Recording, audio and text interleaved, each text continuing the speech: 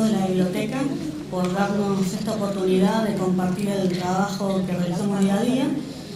Y aparte, un agradecimiento especial al alma mater de la biblioteca, de parte de Fernando, Noemí, Maru y yo, a Estela Escalada, que sin ella no estaríamos acá. Gracias, Estela.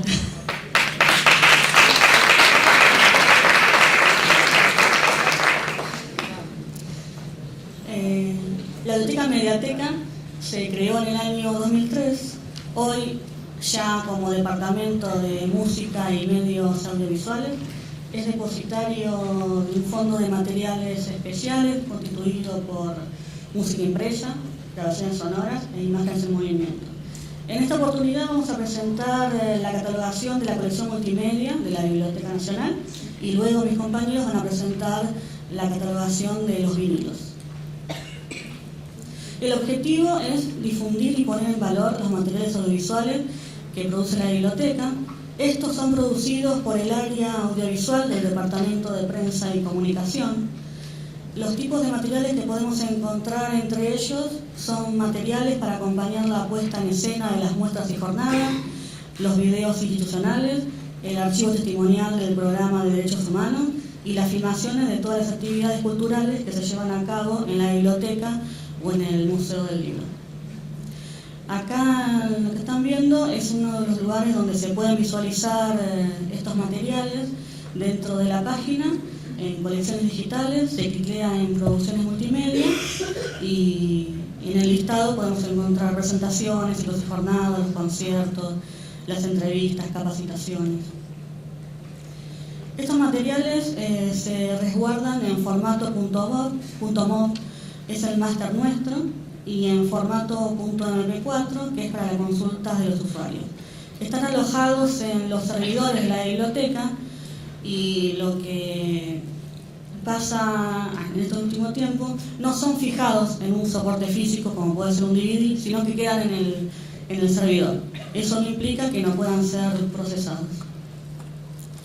Entonces, nuestro flujo de trabajo, cuando comenzamos, seleccionamos el video que queremos catalogar. Lo que hacemos en primera instancia es hacer una búsqueda en el catálogo para ver si se encuentra el registro bibliográfico de ese video en formato DVD. Si lo encontramos, abrimos el registro, completamos el registro, la descripción, los puntos de acceso, y para dar acceso a los usuarios, aparte del micrositio que tiene la biblioteca, hacemos un enlace a un sitio, o si no lo encontramos ahí, subimos directamente el video al registro mediante el módulo Adam. En el caso de que no encontremos un registro ya hecho, lo que hacemos es directamente, se creó una plantilla especial para MP4, la abrimos y hacemos el mismo procedimiento. Completamos el registro, la descripción, los puntos de acceso, enlazamos el video o lo subimos. Ahora Maru les va a comentar más detalladamente algunos de los campos. En el trabajo sí está todo completo, pero por falta de tiempo vamos a comentar solamente uno de los campos más representativos de la plantilla.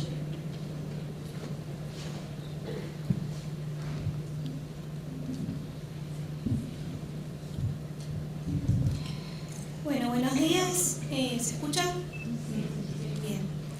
Bien. En principio confeccionamos los campos líder, 007 y 008. En el campo líder voy a hacer únicamente la diferenciación que está en la posición 06, que corresponde a material proyectable. En el campo 007 resaltamos la categoría del material, que en este caso es videograbación, el color, en este caso es multicolor, y sonido en el medio por separado, se pone sonido en el medio. En el campo 008 lo que destacamos es la fecha 1, que corresponde al año de la publicación y o emisión del ítem. La fecha 2, que es mes y día de la publicación y o emisión del ítem. La duración de películas y grabaciones sonoras correspondiente duración de películas y videograbaciones correspondiente a la cantidad de minutos, publicación gubernamental, que es federal o nacional, el formato del ítem, que es electrónico, el tipo de material visual, que es videograbación, y la técnica es acción en vivo.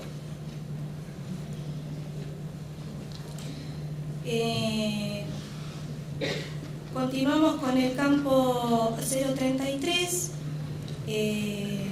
Bueno, hago una aclaración, ¿no? O sea, debido al poco tiempo que nosotros tenemos para desarrollar la ponencia, no nos vamos a detener en los campos subsiguientes, sino vamos a mencionar solamente los campos que caracterizan la realización del registro bibliográfico de MP4.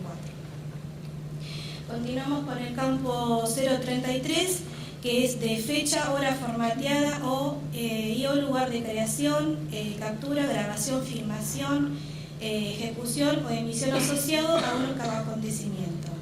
Esta información se registra en forma textual y desarrollada en el campo 518, que es una nota de fecha, hora, lugar del evento, y si un recurso es grabado y filmado y emitido en una fecha distinta, esa información se registra en un campo 033 diferente. Los campos 250 y 260 no se utilizan, ya que al no ser una publicación como puede ser cualquier otro tipo de material, libros, ¿no?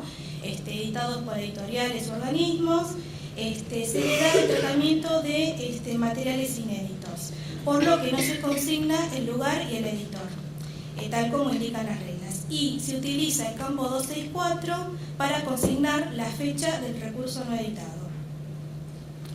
El campo 264 es de producción, publicación, distribución, fabricación y copyright. Contiene una mención relativa a la distribución, emisión, lanzamiento o producción de un recurso. En materiales inéditos se utiliza solo el subcampo C para registrar la fecha de producción o publicación.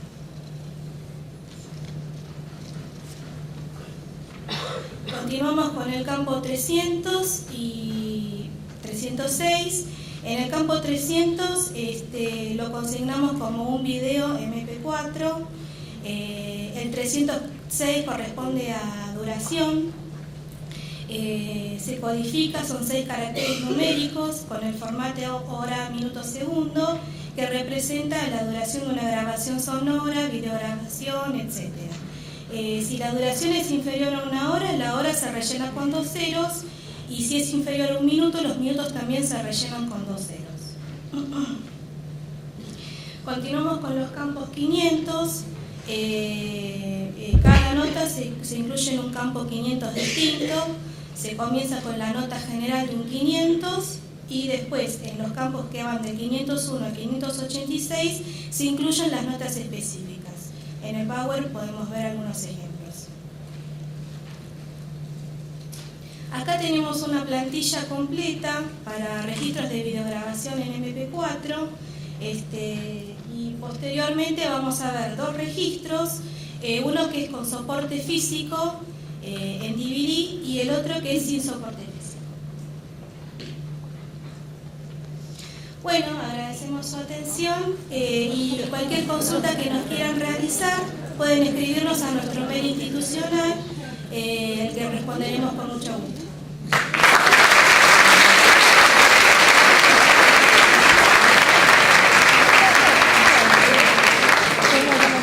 A continuación, Noemí Acosta, Alicia Ángela López, María Eugenia Pérez y Fernando Porfiria, quienes se desempeñan en el área de música y medios audiovisuales de la Biblioteca Nacional Mariano Moreno. Expondrán sobre los vinilos en la Biblioteca Nacional, una propuesta de catalogación.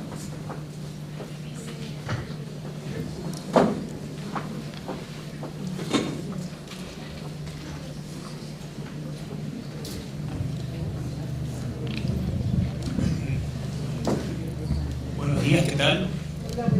Gracias por venir. Vamos a hablar de vinilos en la Biblioteca Nacional. Vamos a comenzar con el contexto histórico y la evolución de los distintos formatos de reproducción de la música. En el siglo XIX, varios científicos desarrollaron distintas formas de registrar las ondas sonoras, pero fue Edison el primero en lograr reproducirlas.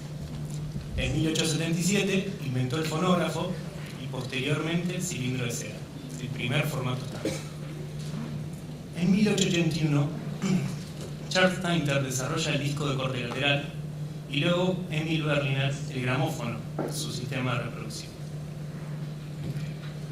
En la década del 20, los discos logran imponerse sobre los cilindros definitivamente y se desarrolla el método de grabación eléctrica, logrando así captar todos los registros sonoros que las grabaciones acústicas no pudieron captar.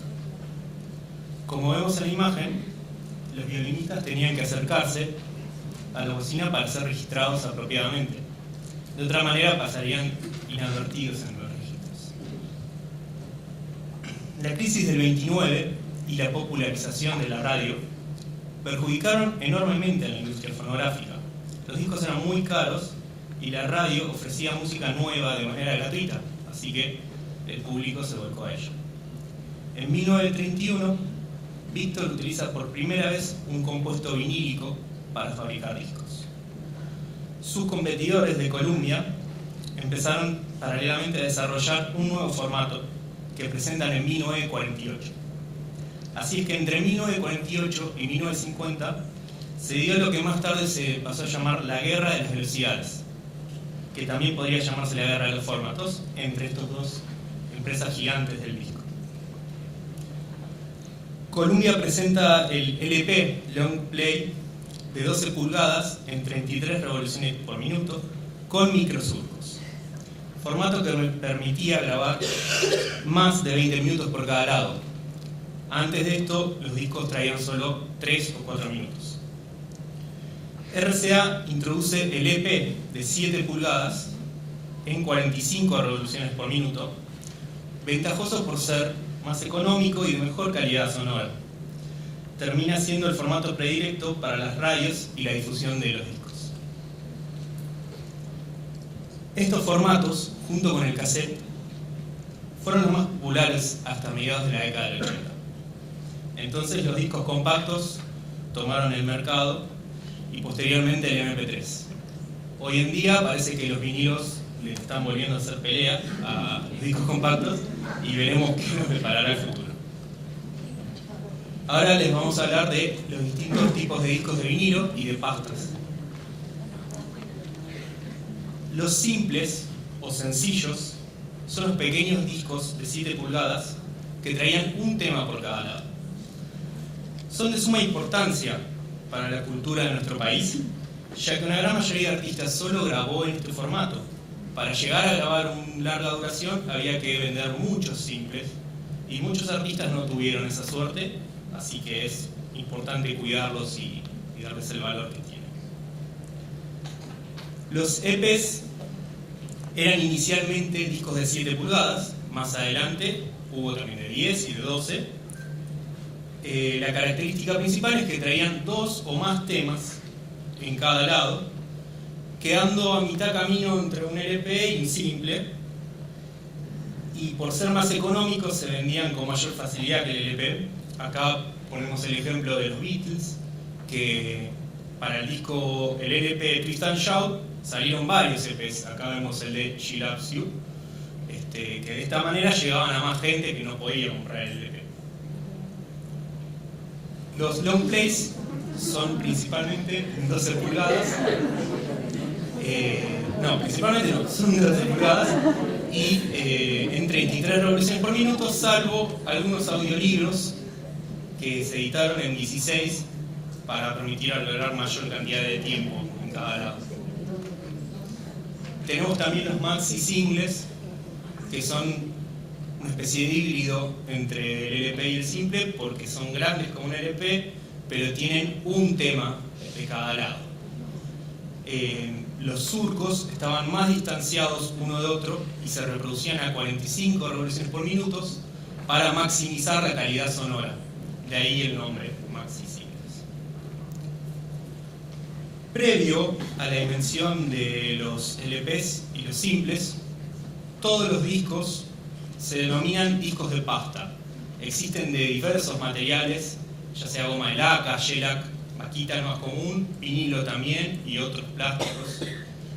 En un principio eran diferentes tamaños y diferentes velocidades hasta que se estandarizaron en 10 pulgadas y 78 revoluciones por minuto.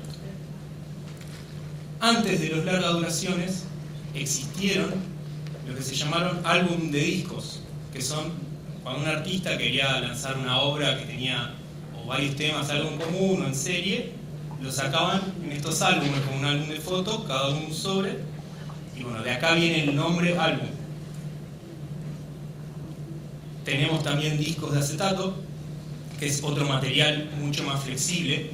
Eran los discos que se cortaban en los estudios, que hacían las veces de máster. O sea, estos discos después se imprimían las placas de metal sobre las cuales se hacían los discos en serie, en masa. Son muy valiosos y muy extraños. También existen los discos de transcripción de radio, que son también discos de acetato. Antes de que existan las cintas magnéticas, las radios necesitaban archivar en este formato o pregrabar programas, lo hacían ahí mismo. Acá vemos, son de 16 pulgadas, el rojo es el disco de transcripción de radio y a la derecha tenemos el 12 pulgadas y a la izquierda el 7. Estos discos y también los discos de pasta se hicieron hasta mediados de la década del 60, no hay posteriores que se encuentran. Y por último, los flexidisc, que era un material de baja calidad, un material flexible en general. Lo más común es la placa de acetato parecida a las radiografías. También existían en papel, en cartón, venían en revistas y acá vemos uno de los más famosos flexidisc, que venía en una caja de cereal de Jackson 5. A continuación le cedo la palabra a mi compañera Noemí. Buenas tardes a todos.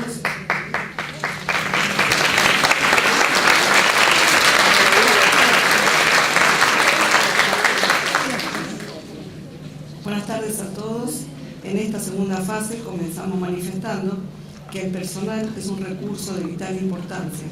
El equipo de trabajo del Departamento de Música y Medios Audiovisuales está abocado al tratamiento de materiales especiales, desde que el mismo es enviado por la Unidad de Selección Bibliográfica, pasando por las distintas áreas de trabajo de nuestro sector, como inventario, conservación preventiva, preservación, etiquetado, cambio de guarda, controles, catalogación, corrección, digitalización, como lo indica el flujograma, hasta su depósito en estantería en la espera de ser consultado por el usuario. Las herramientas básicas que utilizamos para la descripción y el análisis documental son clasificación decimal universal, clasificación sistemática de libros de música, partituras y grabaciones sonoras, la catalogación de materiales especiales, listado de encabezamiento de materias de música, manual de procedimiento, catalogación versión 8 del Departamento de Procesos Técnicos de la Biblioteca Nacional y las reglas de catalogación angloamericanas, segunda edición. Organización de la descripción. Las normas para la descripción de estos materiales son las que aparecen en el capítulo 6 de las reglas de catalogación angloamericanas, segunda edición. El esquema describe para cada área las fuentes prescriptas de información. La fuente principal de información es tomada del marbete del disco. Si la información no está disponible, se recurre al envase, a material complementario, otras fuentes online como base de datos de música, base de datos de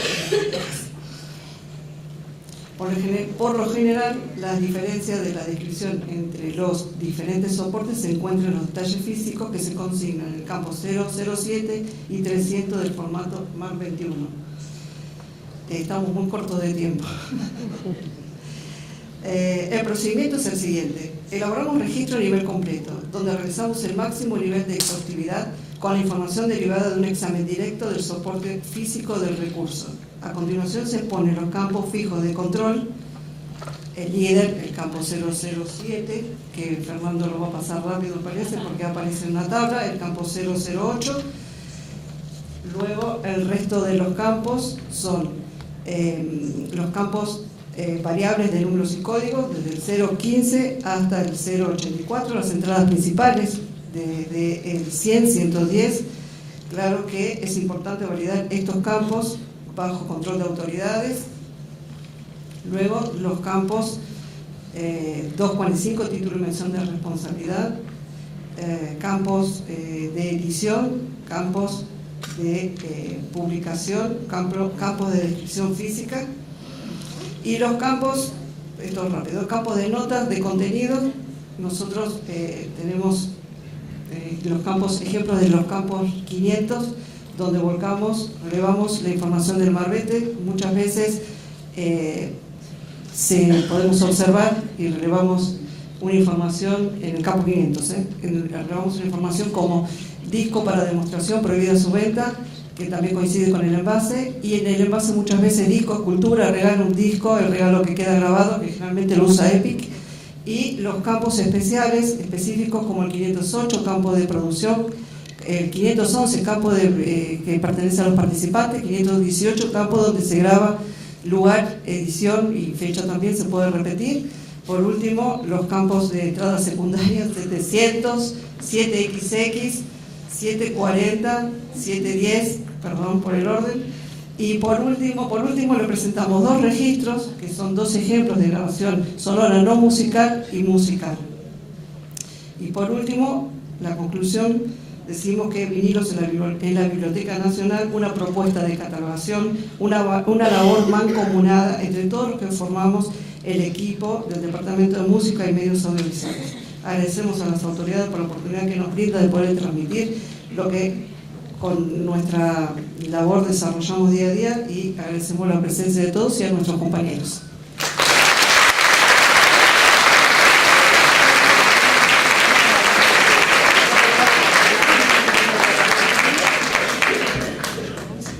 Invitamos a los colegas a formular sus preguntas.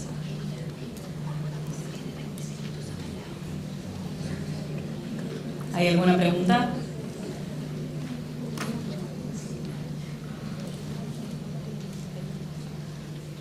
Yo quería saber si nos podés dar o nos pueden dar una idea de las cantidades de vinilos que forman parte del patrimonio de la Biblioteca Nacional. Sí, hay aproximadamente en total de discos hay 51.000 y pico.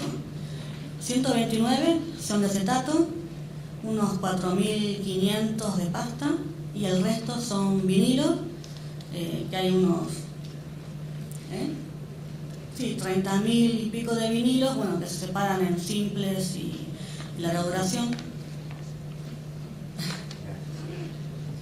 Y estamos trabajando de a poquito.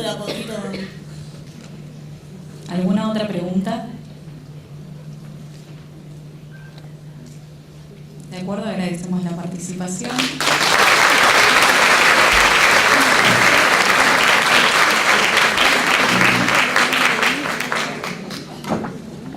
Invitamos ahora a Jazmín Guazorra y Nuria Di Mota, quienes se desempeñan en el área de archivos de la Biblioteca Nacional Mariano Moreno, y presentarán el trabajo titulado Los fondos de archivo en el catálogo de la Biblioteca Nacional, un trabajo interdisciplinario.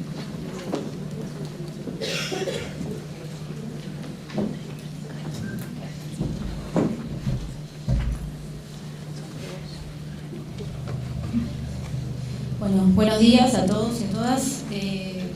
El título de la ponencia ya lo desarrollaron, así que tiene que ver básicamente con el recorrido que venimos desarrollando en el área de archivos en cuanto a la puesta en disposición de los instrumentos de descripción propiamente archivísticos en el catálogo de la biblioteca. Bueno, como ya se estuvo diciendo en la mañana, digamos, los compañeros del área de Tesoro también desarrollan descripciones y catalogación de materiales de archivo, así que en algún punto, digamos, se van a ir poniendo en diálogo y repitiendo algunos conceptos, pero tienen que ver con la diversidad de de materiales y cómo también se catalogan en otras áreas materiales de archivo.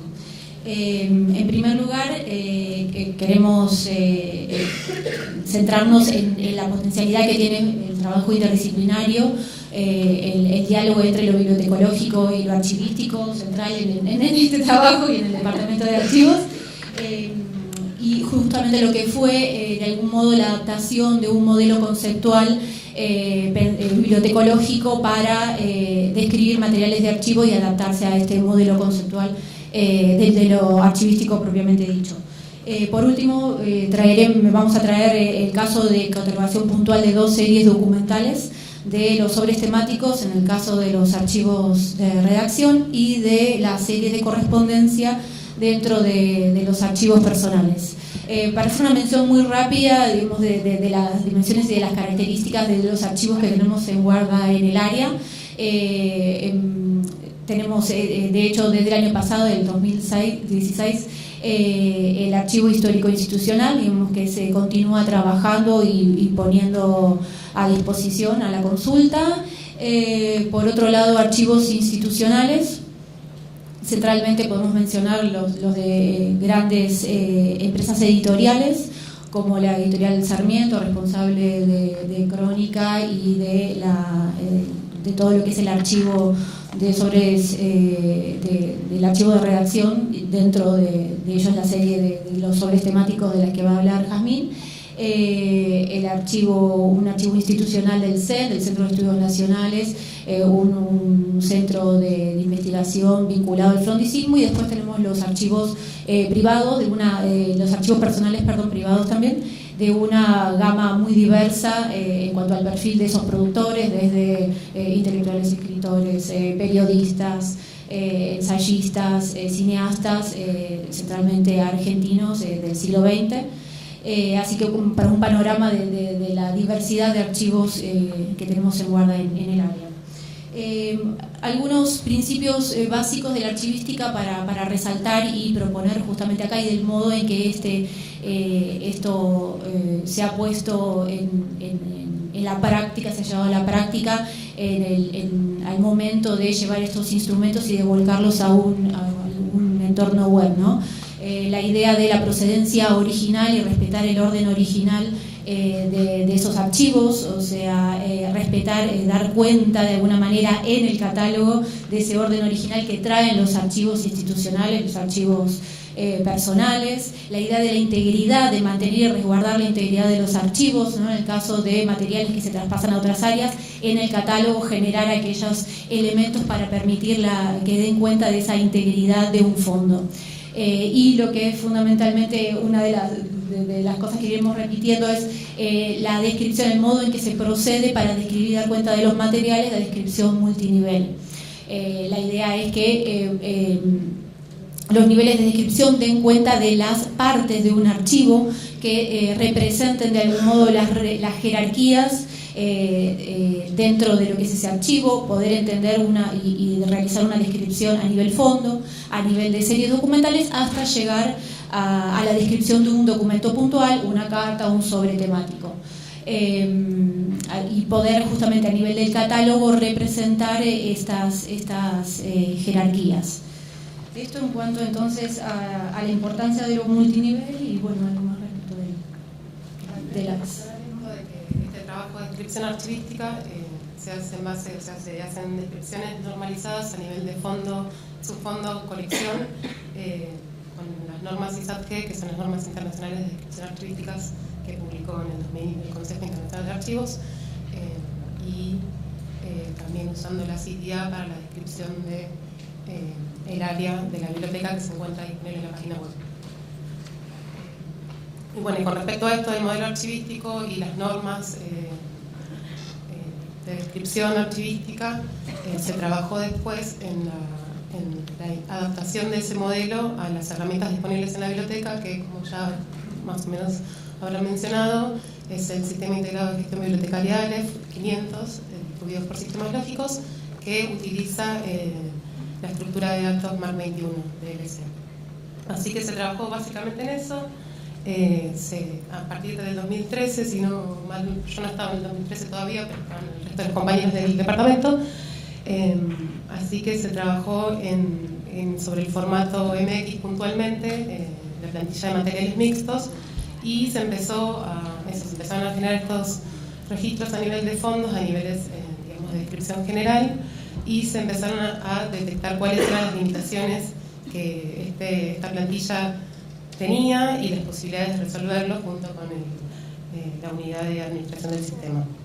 Es así que se llegó a la conclusión de que los problemas puntuales y que podían llegar a resolverse era lo relativo a la disposición de los campos MARC, que no tenía que ver con la disposición de los elementos que plantea la CISAD-G en sus distintas áreas de descripción. Por otro lado, también lo que tiene que ver con la presentación de la información y el nombre de las etiquetas identificadoras de los campos, que no es la misma que propone el modelo de descripción archivística, que tiene otros nombres. Y por otro lado, lo que resulta trascendental y que tal vez es lo que queremos acercar en esta presentación y que ya también mencionaron los compañeros del Tesoro, es esto de la descripción multinivel y la limitación que el formato tenía, que se pudo resolver a partir de la utilización de algunos campos, que va a pasar a comentar Nuria. Sí, bueno, es el trabajo que se fue realizando en la delimitación de un nuevo formato, el formato AR, que también utiliza Tesoro, que pudiese saldar de alguna manera estas limitaciones que comentábamos, estableciendo otro orden en los campos, acordes a los elementos de la CISAD-G, el nombre de estos campos también, de las etiquetas, y la incorporación de campos de liga propios del sistema para poder representar estas jerarquías, que finalmente es el centro de poder traducir de algún modo un modelo conceptual bibliotecológico a los requerimientos de lo archivístico. Así que ahí el uso, como ven acá, de estos campos de liga, 773 en relación con el LKR, up-down, que permite la ligazón, ¿no?, entre los registros a nivel de fondo serie documento, y a nivel de lo que es las búsquedas y la navegación en el OPAC permite eso, justamente la navegación multinivel. Y por último, este campo 351, que no son parte, digamos, de los elementos obligatorios dentro de la CISAD-G, que posee un enunciado en el cual se refiere al nivel superior al cual pertenece el nivel de descripción que se está realizando. Y además de estas modificaciones que estamos diciendo y en el uso de la plantilla del formato AR, por otro lado, la incorporación dentro del sistema del módulo ADAM permite incorporar objetos digitales. Esas descripciones que previamente veníamos realizando en paquete Office, en un Word, en un documento Word, las descripciones de archivo y plantillas de cálculo, los inventarios someros, los inventarios por unidad de conservación, se pasan a PDF, a documento no modificable, y este módulo ADAM entonces permite que se incorporen a las descripciones, a los registros de fondo de cada uno de los fondos documentales. Pasamos entonces puntualmente la propuesta de los ejemplos de catalogación de series documentales, de los archivos de redacción, los sobres temáticos y de las cartas. Mencionamos así rapidito cuáles son los fondos documentales que poseen estas series, estos tipos documentales. En el caso de los sobres temáticos, son parte del Fondo Editorial Sarmiento y del archivo de redacción de crónica, de la revista que sucedió en 7 días, también una serie de sobres temáticos que es parte del Fondo Centro de Estudios Nacionales. Y en cuanto a la correspondencia, estamos hablando de 4 archivos personales, como ven ahí, que poseen correspondencia. Y vamos directamente entonces a la catalogación de la serie de sobres temáticos. Bueno, tenemos muy poco tiempo para abarcar este tema, que es bastante extenso y complejo. Se trata de la catalogación de los sobres temáticos de los archivos de redacción, que, bueno, este proceso comenzó con la incorporación del Fondo Editorial Sarmiento, pero se tomó como base ya la experiencia de trabajo realizada con la publicación del Centro de Estudios Nacionales, la publicación que sucedió en 7 días, en la que se realizó la catalogación documento por documento de los sobres temáticos. Bueno, mínimamente para poner en contexto el trabajo, estos archivos de redacción, si bien responden a dos líneas editoriales muy distintas, una que es esta del Centro de Estudios Nacionales ligadas al frondicismo, y la de Crónica y la editorial Sarmiento, que está relacionada más a temas, es más amarillista, relacionados a temas policiales y deportes y espectáculos, están compuestos más o menos de la misma manera, por dossier periodísticos con distintos tipos documentales, de grandes volúmenes documentales. En el caso de la editorial Sarmiento, que publicó Crónica y otras tantas publicaciones, son alrededor de 3.500 metros lineales. Al momento tenemos inventariados casi 100.000 sobres y catalogados alrededor de 2.000. Con respecto a CEN, que ahora actualmente no está en curso de catalogación, son también alrededor de 60.000 sobres. Estos dos archivos de redacción tenían una clasificación onomástica, geográfica y temática y una ordenación alfabética. Ahora estas, bueno, son unas fotos para ilustrar todo este volumen y todos estos números. Estas son las cajas del depósito del tercer subsuelo. Este es un sobre temático con los tipos documentales propios de las redacciones. Y la tercera desapareció, pero estaba. Volví para atrás, me parece.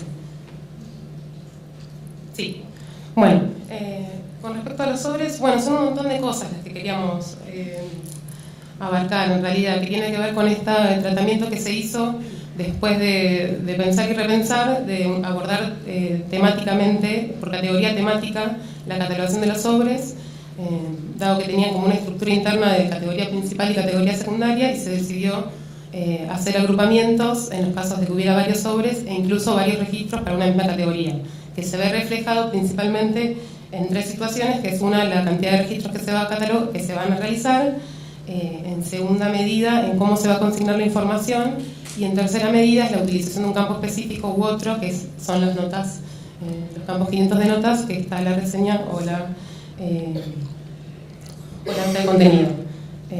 Esto es un cuadro que trata de sistematizar las decisiones que se tomaron para normalizar la información. Más adelante, bueno, estas eran las capturas de pantallas de los distintos registros, y bueno, no voy a poder desarrollarlo porque nunca tiene que hablar de cartas, así que bueno, están los casos y los ejemplos. Acá estaba el uso de la reseña, que se usan según el caso, o el uso de la nota de contenido para distinguir puntualmente el contenido de cada sobre, de cada agrupamiento. Y pasamos a la serie de correspondencias rápidamente. Sí, mencionar, digamos, cuáles son los archivos que poseen este tipo de series documentales. Son aproximadamente 30.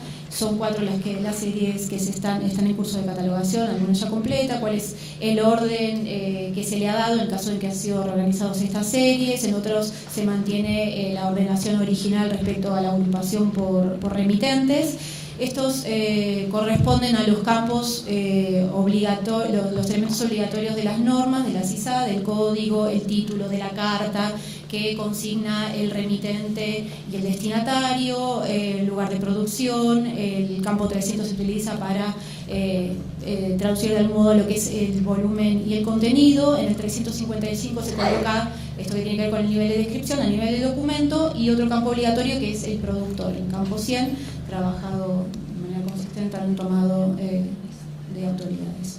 Y por otro lado, otros elementos no obligatorios de la norma que tenían que ver a otras especificaciones, notas generales, donde se habla de las firmas, de firmas ilegibles, de cartas con donde no consta el nombre del destinatario concretamente, todo lo que es el trabajo de indización, fuertemente desde los nombres de personas, de entidades, términos temáticos, términos de género o forma para hablar de cartas, y los campos de liga, que tienen que ver con el primer planteo que generamos, que tiene que ver con poder establecer relaciones y respetar este principio de descripción multinivel a partir del campo de liga, que permite referir a que ese documento puntual, una carta en este caso, corresponde a una serie de correspondencia.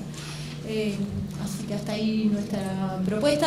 Mencionar 2 elementos más que tienen que ver con las líneas de desarrollo de todo lo que es el trabajo de indización, en diálogo con División de Autoridades de la Biblioteca, y la catalogación de publicaciones periódicas y de libros, también ahí en diálogo con compañeras bibliotecarias, en el mismo área, a la medida en que son materiales que guardan relación con el resto de los materiales de un fondo documental y que permanecen en el departamento de archivo. Muchas gracias. Y en el ámbito archivístico, creo que el año pasado el ICA publicó un primer borrador sobre lo que va a ser el código que va a reemplazar ISAT-G, que es Recording Context, RIC, y mi pregunta se relaciona con eso. ¿Han visto algo de ese nuevo código? ¿Han empezado a trabajarlo a ver si pueden pensar en aplicarlo? Sinceramente ahora aún no. Tiene que ver con estas líneas de trabajo, que con procesar y trabajar los materiales y poderlo articular con otras áreas de trabajo dentro de la misma biblioteca. Así que está ahí. ¿Alguna otra pregunta? Hola, ¿qué tal? Mi pregunta era cortita. El diálogo que ustedes mencionaban al principio que mantienen con los archivólogos, ¿es interno a la Biblioteca Nacional o se hace con el Archivo General de la Nación? Realizamos periódicamente, digamos, formación y cursos de especialización con el AGN, así que sí, es un diálogo ahí de formación, en realidad del mismo equipo de trabajo dentro del área de archivos, asesorías, digamos, a partir de problemas puntuales que tienen que ver con eso, con que nos estamos formando como archivistas. Más allá de que hay compañeras que vienen son bibliotecarias y que ese diálogo interno, digamos, está dentro del mismo archivo. Agradecemos la participación de las exponentes.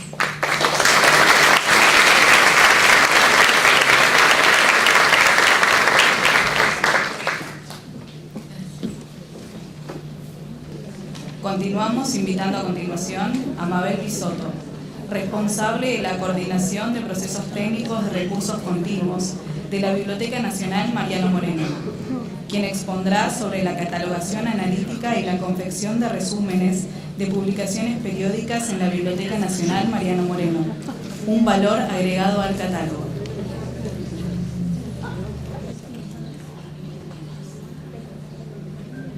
Bueno, buenos días a todos.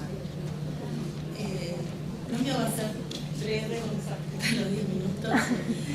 Bueno, en octubre del 2011, el Departamento de Procesos Técnicos de la Biblioteca Nacional comenzó la catalogación en formato MAR 21 de sus colecciones. Desde los procesos técnicos de recursos continuos se avanzó con la catalogación de las colecciones hemerográficas, que es la tarea fundamental y prioritaria del área. A partir del año pasado se reanudó la producción de registros de analíticas, de publicaciones periódicas, con la introducción de la nota 520 de resumen. Se procederá a detallar, vamos a hacer el trabajo completo de todo, algunas definiciones de lo que es la catalogación analítica, los resúmenes.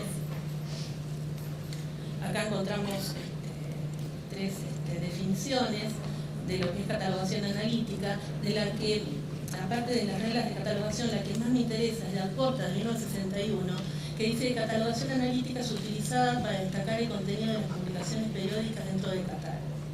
Y a su vez, la de las reglas de catalogación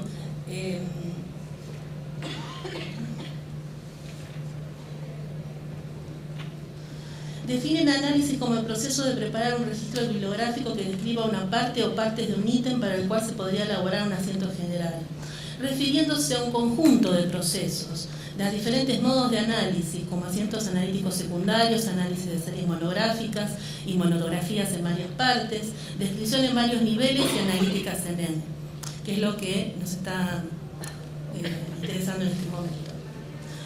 Con respecto a los resúmenes,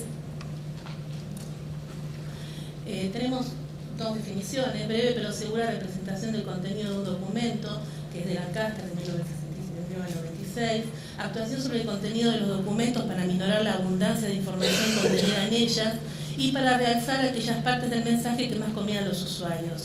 Esto provoca un texto autónomo, breve y completo gramaticalmente, que recoge el contenido sustantivo de otro, que es primero y original. Bueno, en Biblioteca Nacional, desde el año 1996, los procesos técnicos de recursos continuos han elaborado registros analíticos de diarios y revistas.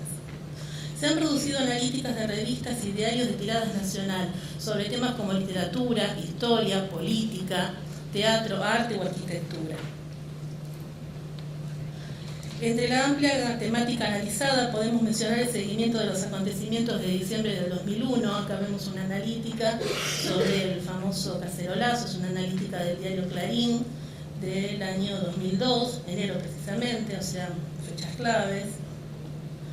Casos policiales como el seguimiento del caso de la muerte de Walter Bulacio. Acá tenemos una analítica también del diario Clarín del año 1991.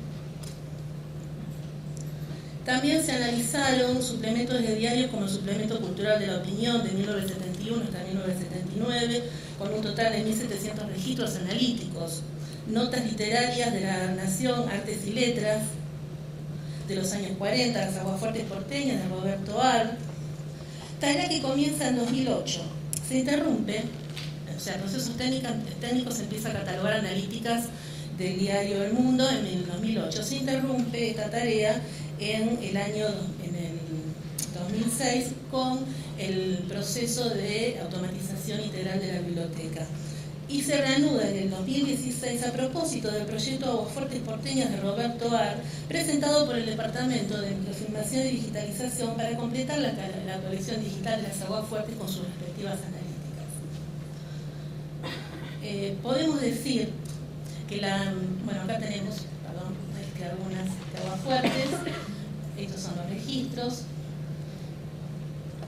que tienen su imagen digital correspondiente, la catalogación en el módulo ADAN de objetos digitales ya está cargada, no todas, pero está en vías de terminarse el trabajo, acá tenemos otra. Y podemos cerrar esta parte diciendo que del año 2011 se migran 36.517 registros analíticos.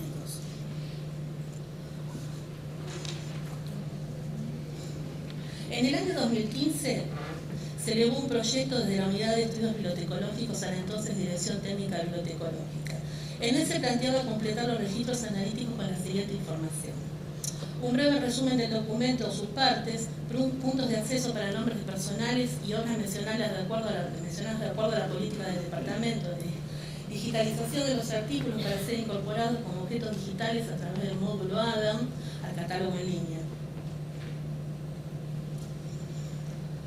El objetivo de dicha propuesta fue enriquecer al catálogo con información detallada del contenido de los documentos y de esta manera ayudar al usuario interesado en el tema de un documento si éste es pertinente a su necesidad, como también la posibilidad de aumentar la recuperación de las búsquedas y utilizar información registrada para obtener productos bibliográficos como bibliografías anotadas o la realización de estudios sobre aspectos, ya sea particulares o generales, del material tratado.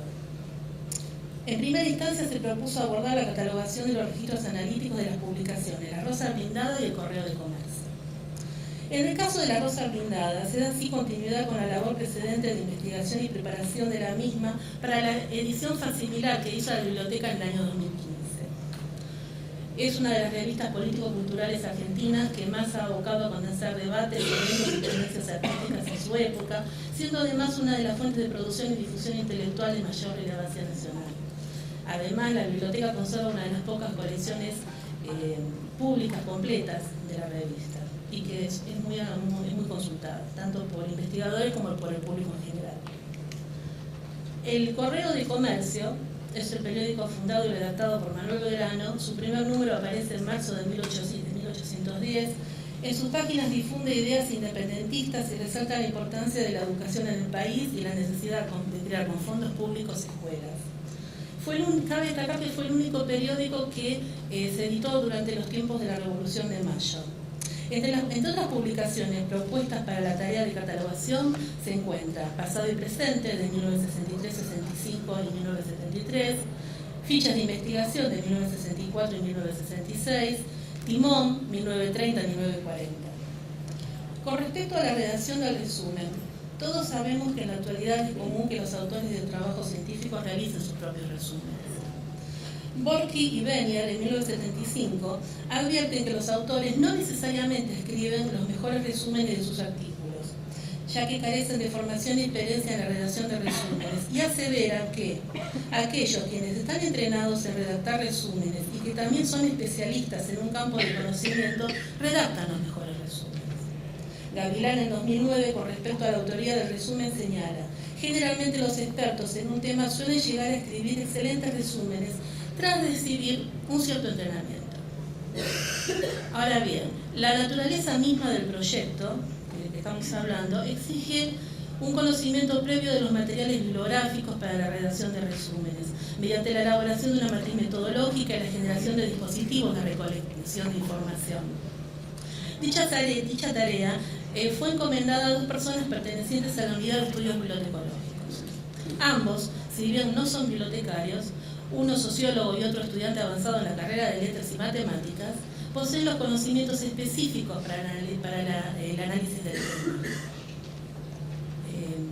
Previamente se nos instruyó respecto a la redacción de resúmenes mediante bibliografía especializada y un periodo de práctica, digamos así.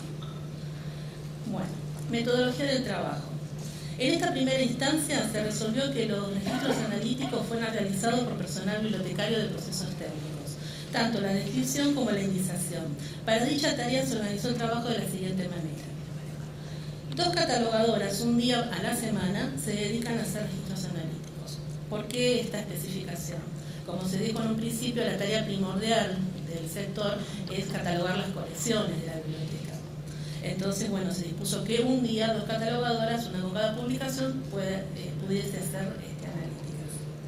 Luego, en la Unidad de Estudios Bibliotecológicos se agrega la nota de resumen, MAR 520, y sugiere posibles cambios en la indización. Después, catalogadoras de procesos técnicos y recursos continuos revisan finalmente el registro y agregan los puntos de acceso de nombres personales o institucionales que surjan en el resumen. Y ante la consulta de quienes lo hicieron, con respecto a la indización, se modifica o no, se escucha la observación de los especialistas. Como se puede observar, este esquema de trabajo produce que un mismo registro sea editado más de dos veces. Si bien es un poco incómodo, sirvió como primera experiencia como prueba para que quienes escriben los resúmenes se familiaricen con los registros y con el formato. Debo decir que esta primera experiencia resultó satisfactoria en lo relativo al proceso de confección del resumen y conocimiento del formato. A partir de las siguientes colecciones a trabajar, la modificación en la metodología de trabajo es la siguiente. El personal de la Unidad de Estudios Bibliotecológicos trabajará directamente sobre la planilla de analíticas, en formato MAR, completando los datos descriptivos y el campo 520. Para luego, en procesos técnicos, se complete la indización y el agregado de entradas secundarias. De esta manera, simplemente se va a editar el registro 2 veces. La idea final es que en algún momento estas personas puedan hacer también la indización, pero bueno, vamos ya a pasos. En conclusión, podemos dejar, acá hay algunos ejemplos, bueno, si están en la página web de la biblioteca lo van a ver, de los resúmenes hechos, en este caso, sobre La Rosa Blindada, un artículo de León Comer de 1928 sobre el Chacho Peñalosa, con todo el resumen. Después, acá hay otra sobre la dialéctica de Gramsci, del politólogo Norberto Bobbio. Y inclusive, bueno, acá podemos ver cómo se ha indizado. Inclusive me recuerdo que se había hecho una indización y por la escucha de los especialistas se modificó en algo la terminología. Trabajamos con autoridades, obviamente. Acá tenemos otra sobre Galileo Galilei. Esta es una vista estándar, el formato MAR es una vista estándar del mismo registro. Este es del Correo de Comercio, del tomo 1, también con el correspondiente resumen. Acá hay otra. Y bueno, en conclusión, se está finalizando con la redacción de los resúmenes de ambas publicaciones y estamos evaluando las posibles colecciones a analizar. Esta metodología de trabajo produce un intercambio muy valioso entre los bibliotecarios y quienes aportan el conocimiento desde la especialidad en cuestión. Se ha trabajado de una manera interdisciplinaria, enriqueciendo el catálogo y aprovechando los saberes de nuestros compañeros. Esperamos que se siga trabajando de esta manera, que se pueda ampliar inclusive, y bueno, vamos probando la manera de agregar valor al catálogo. Nada más.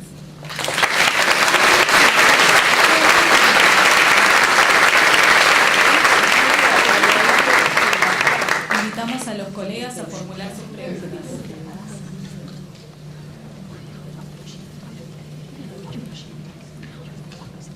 ¿Hay alguna pregunta? Allá en el fondo.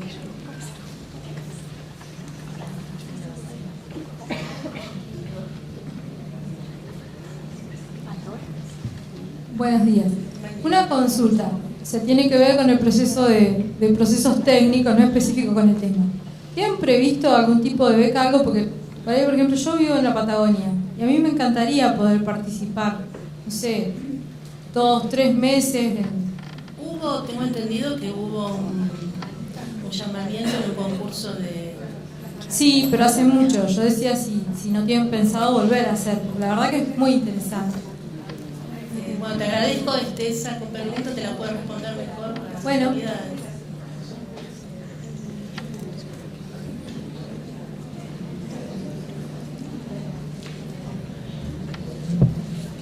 Bueno, la idea nuestra, ustedes saben que este año se hizo una convocatoria para la presentación de becas, se presentaron 88 postulantes, pero lamentablemente teníamos que otorgar 4 becas.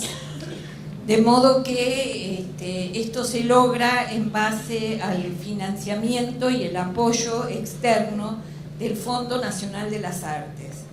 La idea, obviamente, es tratar de que el año próximo las becas se puedan... Empezamos en realidad por 10. En un momento, en el tema de las tratativas, ya era una. Porque, bueno, tienen un costo las becas, porque la idea es que la persona que esté en Buenos Aires no tenga absolutamente ningún costo, que pueda vivir, tener el alojamiento, la alimentación, los viáticos. Entonces, bueno, eso es un monto de dinero que realmente nosotros, con el presupuesto actual de la biblioteca, tenemos que buscarlo fuera de la biblioteca. Por suerte logramos que el Fondo Nacional de las Artes nos apoye en esto, pero logramos negociar, entre comillas, para este año solo 4 becas. Vuelvo a reiterar, la idea es que el año que viene esto crezca, porque nos interesa muchísimo que la gente del interior pueda venir a realizar una estancia en la Biblioteca Nacional, y no solo de un mes. Un mes, la verdad, resulta corto, pero lo ideal serían 2, 3 meses, pero vuelvo a reiterar, es una lucha que tenemos en cuenta tanto el director como yo. Queremos que la gente del interior venga a la biblioteca, y bueno, ya vamos a ir viendo y encontrando la manera. No podemos decir en absoluto, bueno, van a salir, porque hay muchas cuestiones, como ustedes se podrán imaginar, en el medio, hasta lograr la obtención de que estas becas se hagan efectivas. Sé que las 4 personas que deben estar acá, ¿por qué no se paran? Las 4 becarias, levántense, levántense, y que las conozcan, digan el nombre,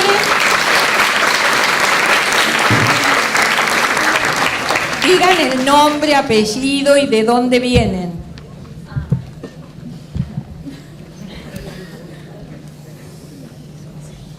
Bueno, en primer lugar, agradecer a la Biblioteca Nacional Mariano Moreno por esta oportunidad. Mi nombre es Lorena Leguizamón y vengo de Posadas Misiones.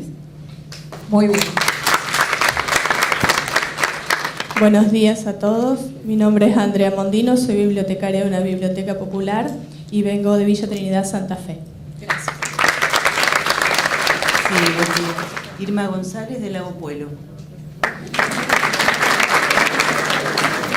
Hola, buenos días. Como me dijo mi compañera Lorena, le agradezco a la comisión que me eligió para representar, porque eso siento que estoy haciendo, a Hachan San Juan en el trabajo en una biblioteca escolar.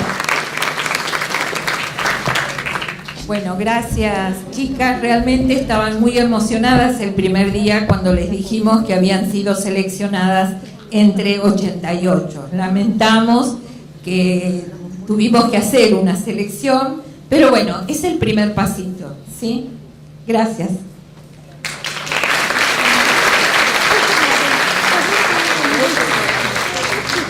¿Alguna otra pregunta?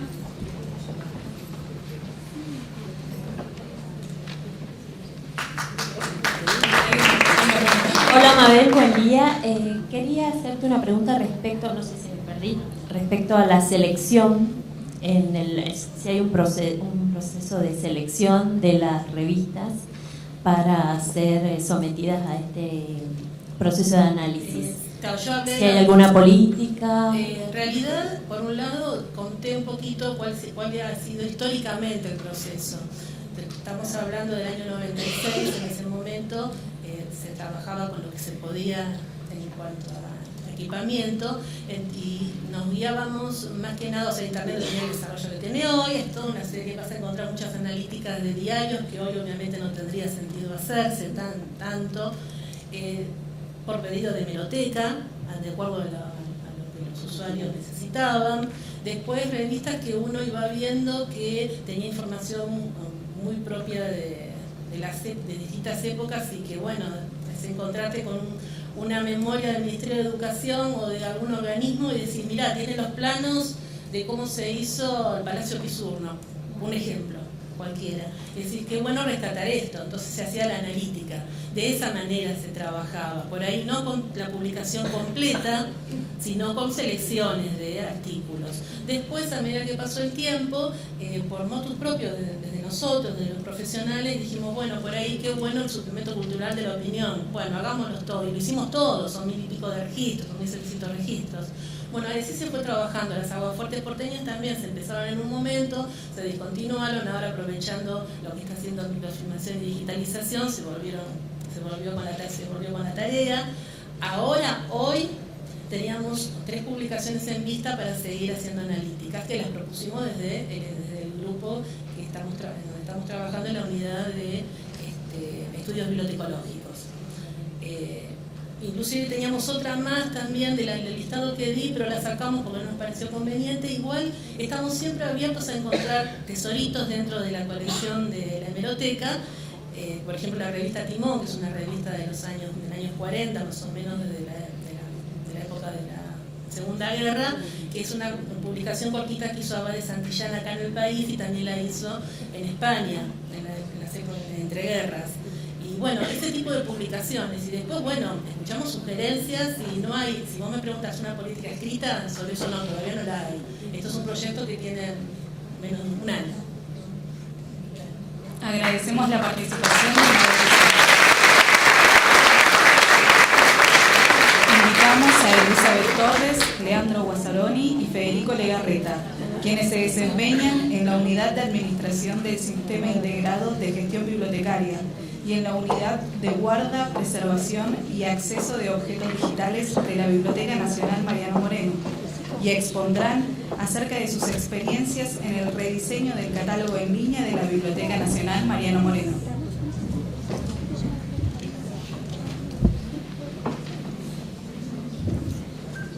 Hola, buenos días. Bueno, les queremos comentar básicamente cómo fue nuestra experiencia con el rediseño del catálogo. Este es parte del equipo, acá trabajó mucha gente y entre ellos también el programador que no se animó a estar acá, pero le agradecemos muchísimo a Nicolás porque sin él no podríamos haber logrado lo que hoy les queremos presentar. Bien, en el año 2011 la Biblioteca Nacional Mariano Moreno ha puesto en funcionamiento el Sistema Integrado de Gestión Bibliotecaria ALEF. Desde entonces se ha utilizado el OPAC en su versión original y fue un desafío de este grupo de trabajo poder optimizar su visualización para mejorar su acceso y usabilidad. En el mes de octubre del 2016 se conformó un equipo de trabajo interdisciplinario con especialistas en bibliotecología, programación y comunicación digital. Se estableció un cronograma de trabajo y se definieron los lineamientos generales de este proyecto. En este sentido, se tomaron como referencia las recomendaciones para el diseño de visualización de OPACs propuesto por la Federación Internacional de Asociaciones de Bibliotecarios y Bibliotecas IFLA y los principios de arquitectura de información postulados por Rosenfeld y Burman. Se abordó el análisis comparativo de los catálogos en líneas de otras bibliotecas nacionales, como la Biblioteca Nacional de Francia, British Library, Library of Congress, entre otras. En este contexto, se trabajó durante 6 meses en un servidor de prueba, que nos permitió experimentar para llegar a una primera versión de diseño, que supuso las revisiones de 71 páginas internas que tiene el catálogo y que evidentemente teníamos que modificar. Lo que estamos viendo en pantalla son la visualización del catálogo que teníamos anteriormente. Luego se presentó una versión preliminar para su evaluación técnica ante especialistas en la materia externos y también ante responsables de las distintas áreas de la Biblioteca Nacional Mariano Moreno.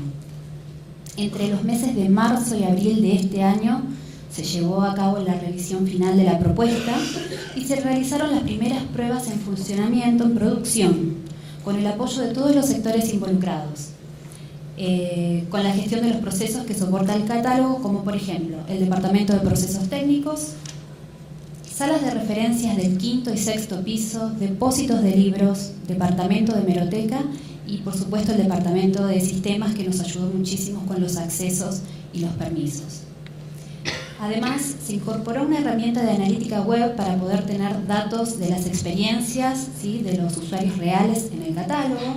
Y finalmente, tras 6 meses de trabajo, el 22 de mayo del 2017, se hizo el lanzamiento en producción de la nueva visualización de nuestro catálogo en línea de acceso público, que denominamos como primera versión 1.0.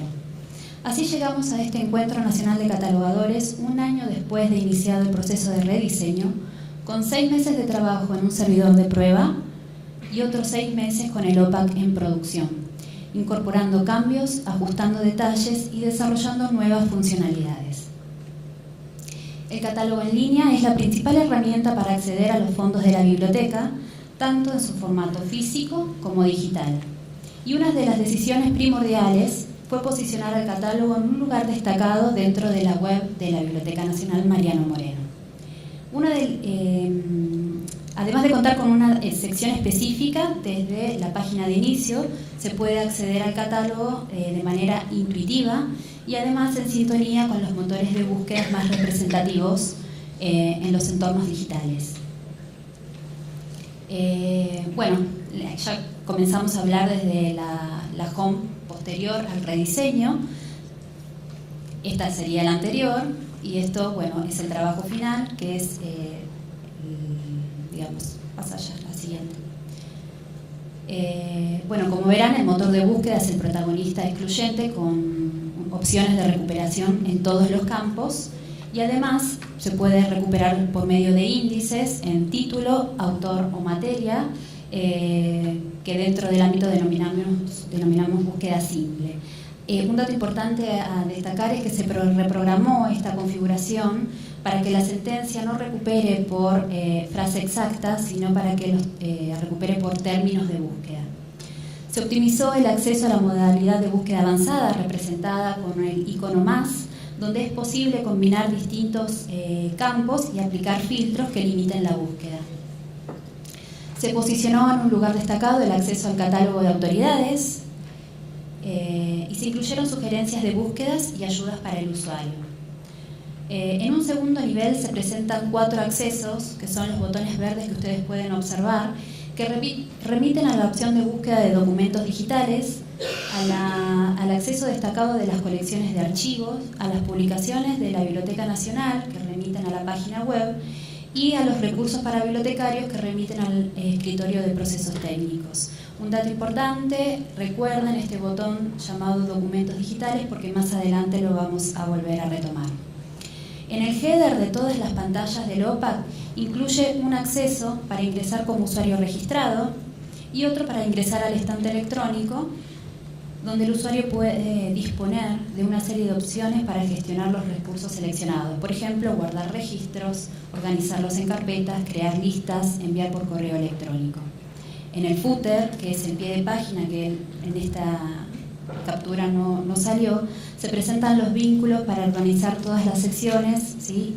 Y tenerlas representadas como en un mapa conceptual. Pasamos a la siguiente pantalla, que esta sería la lista de resultados organizada en 3 columnas.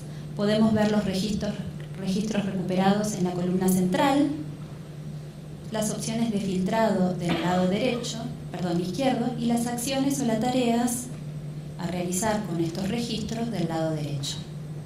En la previsualización de cada registro bibliográfico se presentan 5 elementos: miniatura de la imagen de tapa, referencia bibliográfica, la disponibilidad, con opción a un acceso rápido para solicitar el recurso cuando está disponible, el año de publicación, que permiten un ordenamiento ascendente o descendente de los registros, y un icono que refiere al formato físico del recurso. Por ejemplo, si es un libro, un mapa, una fotografía o una partitura, entre otros recursos.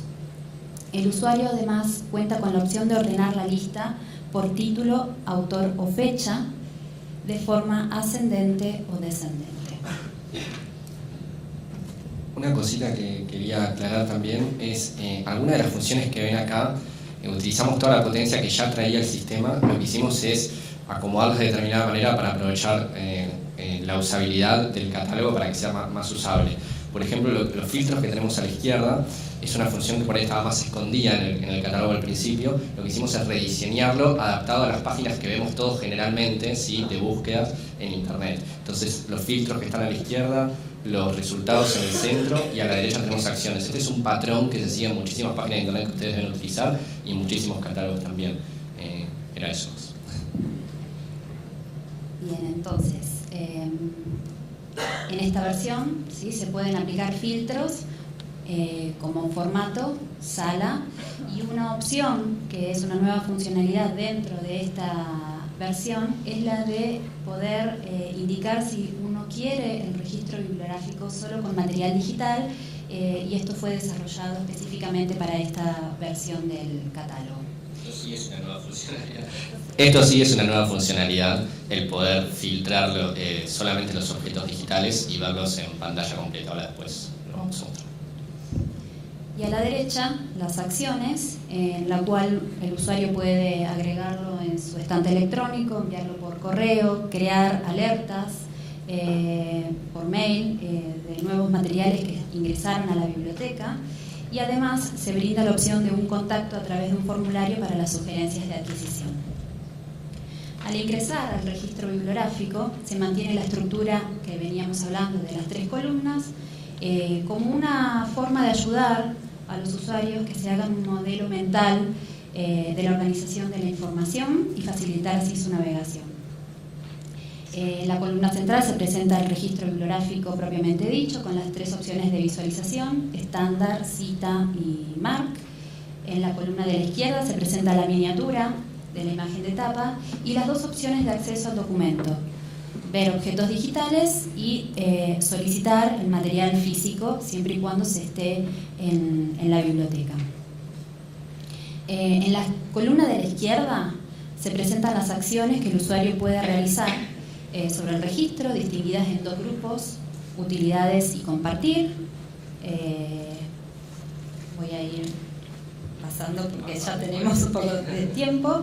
Y bueno, queremos destacar otra vez que una de las prioridades consideradas en el rediseño del OPAC fue la de generar condiciones de acceso a los objetos digitales. En este sentido, teniendo en cuenta que la biblioteca desarrolla servicios para usuarios tanto presenciales como remotos, se presentan al mismo nivel de representación ambas opciones de acceso a los documentos: solicitar en sala y ver objetos digitales, que permite descargarlos o consultarlos en línea cuando no existan restricciones vinculadas con los derechos de propiedad intelectual.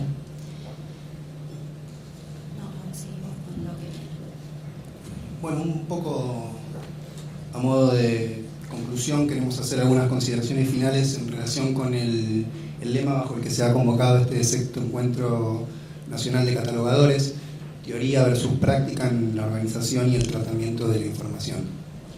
Nos interesa recuperar esa tensión entre teoría y práctica para pensar el concepto de usuario, que orientó el desarrollo de esta nueva visualización del OPAC y ha sobrevolado durante toda la presentación. Se suele definir al catálogo como la principal herramienta de control bibliográfica desarrollada por las bibliotecas. Se dice que es al mismo tiempo una representación de la colección de la biblioteca y el instrumento de mediación indispensable entre esa colección y las necesidades de información del usuario. Pero también podemos pensar en el catálogo como el producto o el resultado de las prácticas catalográficas. Y en el contexto de este encuentro queremos destacar esas prácticas, el trabajo de catalogación. Estamos presentando una nueva versión del catálogo en línea con un modelado del orden y la distribución de los contenidos y los procesos de la interfaz que facilitan la accesibilidad y opciones de navegación que mejoran la experiencia de usuario. Pero no podríamos arrogarnos este mérito de la nueva interfaz si no contáramos con el trabajo de tantos compañeros y compañeras que diariamente escriben, asignan puntos de acceso, realizan trabajo de autoridades y otros procesos que son los que le dan verdaderamente forma al catálogo. Desde el año 1997, en sintonía con el escenario tecnológico y las concepciones organizacionales propias del área de la información,